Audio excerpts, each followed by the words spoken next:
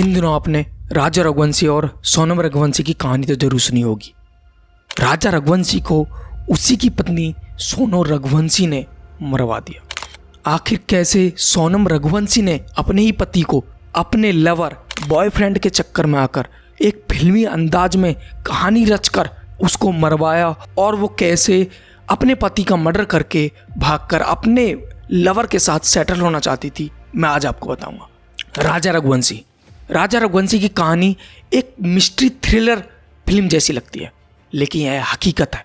यह कहानी है इंदौर के राजा रघुवंशी की, जिनकी जिंदगी शादी के सपनों से शुरू हुई, लेकिन मेघालय की पहाड़ियों में एक खौफनाक हत्या के साथ खत्म हो गई। आइए इस दुखद घटना के हर एक पहलू को विस्तार से समझते हैं। राजा रघुवंशी इंदौर के शाहकर नगर में रहने वाला एक सम्मानित बिजनेसमैन परिवार का एक लड़का था। राजा ने परिवार के बिजनेस को रघुवंशी ट्रांसपोर्ट को संभाला, जो स्कूलों को कोचिंग संस्थानों के लिए बसें किराए पर देता था। 29 साल की उम्र में राजा मेहनती, जिम्मेदार और अपने परिवार के प्रति समर्पित था। उनकी माँ उमा रघुवंशी उनसे बहुत प्यार करती थी। परिवार चाहता था कि राजा की शादी हो और वह अपनी जिंदगी की नई शुरुआत करे, लेकिन परिवार और राजा को क्या पता था कि जो परिवार उसकी शादी के लिए इतनी कामनाएं कर रहा है, वो बाद में ये सोचेगा कि शायद राजा की शादी ही नहीं कराई होती, कि शायद आज राजा हमारे पास होता। लेकिन होनी को कौन टाल सकता है। दिन था 1 अक्टूबर 2024। राजा और सोनम की मुलाकात एक पारंपरिक वैवाहिक पुस्तिका समाज परिचय पुस्तिका के जरिए हुई। यह पुस्तिका रामनवमी के अवसर पर समुदाय के योग्य लड़के लड़कियों के नाम पर प्रकाशित करती है। सोनम इंदौर के कुशवाहा नगर में रहने वाले एक प्लाईवुड फैक्ट्री के मालिक देवी सिंह रघुवंशी की बेटी थी। सोनम अपने परिवार के बिजनेस में बिलिंग, अकाउंट्स और सुपरविजन का काम संभालती थी। दोनों परिवारों ने मिलकर शादी की बात आगे बढ़ाई। राजा की मां ने बताया कि सगाई के बाद वे चाहती थी कि राजा और सोनम एक दूसरे के साथ समय बिताएं, लेकिन सोनम के परिवार ने कहा कि उनके घर में आज तक भी ऐसा नहीं हुआ है कि शादी से पहले लड़का लड़की ऐसे घूमें फिरें या मूवी देखें। ये हमारी संस्कृति के खिलाफ है। ऐसा कहकर उसके परिवार वालों ने राजा और सोनम को अकेले में समय बिताने से मना कर दिया, और सोनम भी नहीं चाहती थी कि वो राजा के साथ समय बिताए। इन सारी चीज़ों के होने के बाद भी दोनों परिवारों ने 11 मई 2025 को राजा और सोनम की शादी पारंपरिक रीति रिवाजों से धूमधाम से हुई। शादी में राजा बहुत खुश थे, जो इस वीडियो में आपको दिख भी रहा है, लेकिन सोनम के शक्ल पर आपको साफ साफ दिख रहा होगा कि वो इस शादी से नाखुश हैं। शायद ऐसा लग रहा है कि सोनम के परिवार वालों ने जबरदस्ती शादी कराई हो, लेकिन ये चीज़ें राजा और राजा के परिवार वालों को किसी को नहीं पता थी। राजा और सोनम की अच्छे से शादी हो जाती है। शादी के कुछ दिन बाद सोनम ने परिवार वालों और राजा को ये कहा कि हम हनीमून के लिए कामाख्या देवी मंदिर घूमने जाएंगे और वहाँ से सीधा मेघालय जाएंगे। सोनम ने यह भी कहा कि मैंने मेघालय के लिए टिकट पहले से ही बुक कर दिए हैं। इस पर राजा और राजा के परिवार वाले कहने लगे कि अब जब टिकट पहले से हो ही चुके हैं तो अब तो जाना ही पड़ेगा। यहाँ पर एक बात बहुत ज़्यादा विचित्र थी। सोनम ने यहाँ से जाने के लिए मेघालय के लिए टिकट तो किए थे, लेकिन रिटर्न टिकट नहीं किए थे।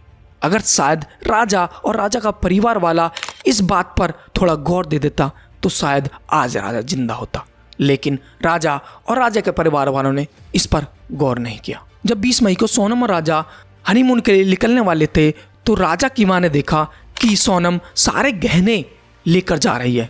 तो राजा की माँ ने पूछा, बेटा इन गहनों को क्यों लेकर जा रही हो? आप बाहर भी जा रहे हो, क्या पता क्या हो जाए। तो इस पर सोनम ने जवाब दिया कि मैं गहनों को पहनकर फोटो शूट कराऊंगी, इसलिए मुझे गहने चाहिए। इस पर राजा की माँ ने फिर आगे कुछ नहीं कहा कि शायद हो सकता है फोटो शूट के लिए ले जा रही हो, लेकिन उसका प्लान तो कुछ और ही था। 20 मई 2025 को सोनम और राजा हनीमून के लिए निकलते हैं और 21 मई 2025 को दोनों ने कामाख्या देवी मंदिर जाने की बात की, लेकिन सोनम ने ये प्लान बदल दिया। अब वो बोलती है कि हम मेघालय के शिलांग चलेंगे। 21 मई को राजा और सोनम शिलांग के एक बालाजी गेस्ट हाउस में रुके और अगले दिन यानी कि 22 मई को बालाजी गेस्ट हाउस से चेकआउट करते हैं, और चेकआउट करने की सीसीटीवी वीडियो भी आपके सामने दिखाई दे रही है। लेकिन इस वीडियो में साफ साफ दिख रहा है कि सोनम एक फ़ोन से अपने बॉयफ्रेंड राज कुशवाहा से बात कर रही थी, लेकिन शायद राजा को ये पता नहीं था कि जिससे वो चैट कर रही है, वो जिससे वो बात कर रही है, वो उसका बॉयफ्रेंड है। सोनम चैट पर अपने बॉयफ्रेंड को सारी लोकेशंस बता रही थी और हम कहाँ कहाँ जा रहे हैं ये सारी अपडेट अपने बॉयफ्रेंड को दे रही थी। 22 मई को राजा और सोनम उस होटल रूम से चेकआउट करते हैं और एक 2 व्हीलर किराए पर लेते हैं और वहाँ से मावला खियात गांव की ओर निकले। वहाँ से उन्होंने एक स्थानीय टूरिस्ट गाइड अल्बर्ट पीडी की मदद से सारी पहाड़ियाँ देखी, सारी जगह घूमे और 22 मई को एक सिपारा होम स्टे में रात बिताई। और अगले दिन 23 मई को सोनम और राजा फिर उस होटल से चेकआउट करते हैं और इस बार भी वो गाइड कहता है कि मैं आपको घुमा दूं, लेकिन इस बार सोनम कहती है कि नहीं, हमें आपकी ज़रूरत नहीं है। अल्बर्ट ने पुलिस के साथ बातचीत के दौरान बताया कि जब उसने देखा सोनम और राजा के साथ 3 स्थानीय लोग नहीं थे, वो कहीं और जगह से थे क्योंकि वो प्रॉपर हिंदी बोल रहे थे और वहाँ के स्थानीय लोग इतनी अच्छे से हिंदी नहीं बोलते हैं। 23 मई को सोनम की सास का कॉल सोनम पर आता है। वो उसमें कहती है कि बेटी आप कहाँ पर हो, क्या कर रहे हो। तो इस पर सोनम कहती है कि अभी तो हम एक बहुत बड़ा झरना देखने जा रहे हैं और मैं तो चढ़ते चढ़ते थक भी गई हूँ। इस पर उसकी सास कहती है कि बेटी तुम्हारा तो उपवास भी होगा। तो सोनम कहती है हाँ मम्मी, मेरा उपवास है, लेकिन मैं उपवास नहीं तोड़ूंगी। और ये सारी चीज़ें मैं आपको आगे सुनाता हूँ, आप खुद सुनिए। Hello hello. हाँ मैं राजा का फोन चल नहीं हुआ अभी नहीं हुआ, बस अब चढ़ाई कर रहे हैं। है? हम ऊपर चढ़ गए फिर फोन लगाते हैं। और आज तो उपवास होगा फिर। मेरा तो उपवास है ना, मेरे को 2-3 बार बोल दिया। हाँ। मैं घूमने के चक्कर में अपनी 11 थोड़ी तोड़ूंगी। वही तो तेरी, मैं अभी खरियार बना रही तो मेरे को एकदम से याद आ गई कि आज तो मेरे बहू का उपवास है वापस। हाँ खिचड़ी बना मम्मी रही का हूँ। सुबह फोन आ गया था हम्म। कि उपवास है, तो मैं नहाई थी। हाँ तो कहीं दूध लस्सी जो भी मिल रहा हो उपवास का सामान वो खा लो। अब पहले ऊपर तो चढ़े, जंगल में है, यहाँ से आज कुछ मिलेगा। बाप रे। मैंने हाँ। कही थी कुछ ड्राई फ्रूट रख के ले जाओ, तो बोले हाँ क्या करेंगे हम, दो तो ये जंगल है, पता है, घोर जंगल है, एकदम खड़ी चढ़ाई है। चढ़ना मतलब उतरना भी खड़ा ही है और चढ़ना भी खड़ा ही है। तो वहाँ ऊपर देखने के लिए क्या गए? वो अंदर है, वो पहाड़ के अंदर। मना करी थी मैंने तो सुनते नहीं है। हाँ अच्छा, वहाँ, तो चलो वही तो कह रही, वहाँ क्या देखने पहुँच गए तुम? ये नीचे से देख लेते। झरना देखने गए थे, हाँ, बड़ा वाला। हाँ नीचे से हाँ, देख नहीं तो लेते। हालत खराब हो गई तो चढ़ के मैंने कहा कुछ नहीं हुआ। वही तो कह रही है अब मैं। तो खाना भी ढंग का नहीं है। हाँ, कॉफी बुलवाई हाँ, तो आधा मग्गा दूध होगा हाँ। और उसमें है ना 2 गिलास पानी में बाप रे। और कॉफी डाल के दे दी। मैंने बोला घर से रख के ले जाओ, रास्ता में ना कुछ भी अपनी जरूरत पड़ेगी। नहीं ले गए दोनों को लिए। ठीक है। हाँ ऐसा लगा कि पता नहीं क्या पी रहे, तो मैंने तो फेंक दी उसको तुरंत। वहाँ तो ऐसी और खाने के नाम पे कुछ भी नहीं है वहाँ पे। हाँ नहीं मिल रही होगा, है ना। सांस फूल रही। हाँ हाँ, फूल रही तो लगाती हूँ ऊपर पहुँच के। हाँ हाँ हाँ, कोई दिक्कत नहीं, लग गया ना फोन बस। हाँ जाके गई खूब पहाड़ पे जंगल में। आपने देखा कि कितना बड़ा घोर कलयुग आ गया है, कितने अच्छे से बात कर रही है अपनी सास से जिसका वो बेटे को मारने वाली है। उस कॉल के आधे घंटे बाद से ही सोनम और राजा का फोन स्विच ऑफ जाने लगा। परिवार वाले सोचने लगे कि शायद ऊंची पहाड़ियों पर होंगे, नेटवर्क नहीं होगा। लेकिन 1 दिन बीता, 2 दिन बीता, इस बार परिवार को टेंशन होने लगी। इस पर राजा का भाई खुद इंदौर से मेघालय के लिए फ्लाइट लेता है और वहाँ पर रिपोर्ट दर्ज कराता है कि मेरा भाई और उसकी वाइफ 2 दिनों से लापता हैं और उनका फ़ोन भी स्विच ऑफ जा रहा है। इस पर पुलिस खास ध्यान नहीं देती है, लेकिन राजा का परिवार सरकार पर दबाव बनाता है, हमारे बेटे और बहू को ढूंढो, क्योंकि ये 2 स्टेट का मामला हो गया था। उधर मेघालय की पुलिस और वहाँ पर इंदौर यानी कि MP की पुलिस भी हरकत में आने लगी थी। इस बार मोहन यादव जी ने खुद कहा था कि हम उनको ढूंढने की पूरी कोशिश करेंगे और इस बार मेघालय की पुलिस भी थोड़ा सख्ती में आई और उन दोनों की तलाश जारी हुई, लेकिन कोई सुराग नहीं मिल रहा था। आखिर वो मौत का दिन आता है 2 जून, 11 दिन बाद। एक झरने के पास एक गहरी खाई में राजा का अर्ध विघटित शव मिला। पोस्टमार्टम रिपोर्ट से पता चला कि उनकी हत्या एक धारदार हथियार से उससे किया गया था। पास में एक खून से सना हथियार, एक स्मार्ट वॉच और एक महिला की शर्ट भी मिली। ये सब सुनकर राजा का परिवार और सोनम का परिवार अचंभे में होगा। राजा और सोनम के परिवार ने मिलकर CBI जांच की मांग की, इस बीच सोनम का अब तक कोई सुराग नहीं मिला था। दिन बीतते गए लेकिन सोनम का अभी तक पुलिस को कोई भी सुराग नहीं मिला था। पुलिस सोच रही थी कि आखिर सोनम गई तो गई कहाँ? क्या उसका भी राजा रघुवंशी की तरह मर्डर कर दिया गया है कि उसकी लाश को जानवर उठा के ले गए? पुलिस के मन में और राजा के घर और सोनम के घर में अलग अलग विचार चल रहे थे। तभी 9 जून की रात आती है।